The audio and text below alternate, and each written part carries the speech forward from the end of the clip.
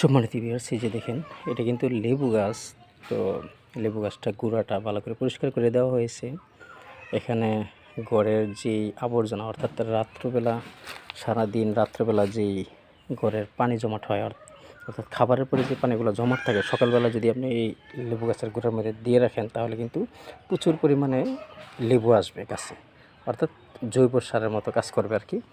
তো আমরা বিভিন্ন কীটনাশক ব্যবহার করি, এগুলো না ব্যবহার করে বাজার থেকে না কিনে এনে ঘরের ভিতরে যেই পানিগুলো থাকে, যেই ব্যবহার পানি, প্লেট ধোয়া, হাত ধোয়া, বিভিন্ন ফলের, বিভিন্ন সবজির যে পানিগুলো ময়লা থাকে, এগুলো সব এই গাছের গোড়ার মধ্যে কিন্তু আমরা দিই আর কি। তো এটা দিলে কিন্তু খুবই উপকার হয় গাছের জন্য।